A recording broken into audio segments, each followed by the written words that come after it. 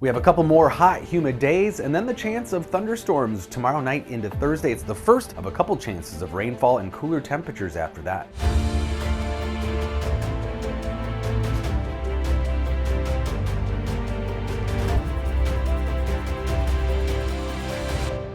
Well, you might have gotten a glimpse of the Northern Lights last night if you were lucky to be up at around 10:30 last night.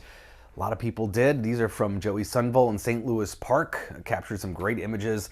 Yeah, it was kind of a surprise show last night. KP index peaked at over 7, and you need it to be about a 6 or higher to be visible in the Twin Cities or farther south, and 7.67. So folks in Iowa and Illinois would have seen it. And there were reports that even in parts of Texas, people saw some brief glimpses of it. This was a model of what the Aurora Oval looked like at around 10:38 last night, and you can see that Minnesota and Wisconsin was under the Aurora display. So forecast is for it to be quieter, but you never know. These things can surprise you.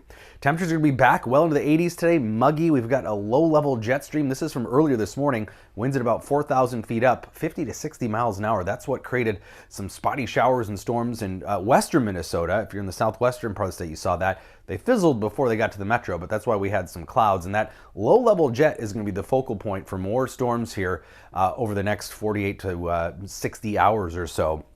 It's a conveyor belt of moisture and heat just above the ground here that develops at night. So first chance is going to come again as we head into late Wednesday into western Minnesota, and then overnight here in the eastern part of the state. These showers and storms will be developing on that low-level jet. Probably a low risk of any severe weather, though the activity that develops late Wednesday afternoon, there's a marginal risk from the Storm Prediction Center that we could have one or two stronger storms. But the better chance of some severe weather looks to be late Thursday.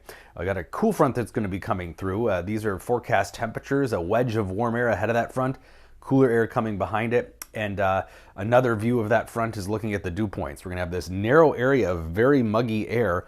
It's been muggy, but this will probably even push those dew points up a little higher during the day Thursday to create a narrow window of instability here to create possibly some strong storms. So European model is most aggressive. This is late Thursday afternoon. Storms develop in central and eastern Minnesota and move on. And with a cold front, it's usually a very narrow window of that just along the front time frame of seeing storms. Now the NAM model is not as excited for the Twin Cities, at least. It develops storms later in the afternoon, evening across southeastern Minnesota into western Wisconsin. So timing and placement of that front will matter.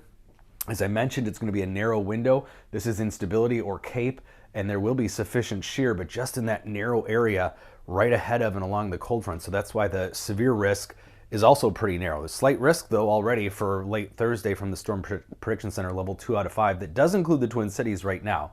So anywhere along that front with that daytime heating, we could see some stronger storms. And then another system develops for the weekend, but the models are starting to shift on the track of that. Canadian model still brings in quite a bit of rainfall, but the American and European models are starting to shift south. So we'll see if we can get that rain to spread further north again.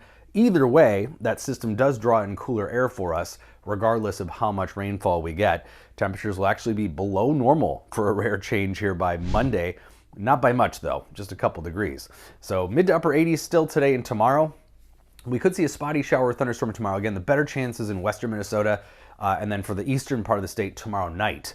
And then Thursday will be dry during the day, but late afternoon we will see some storms develop along that front.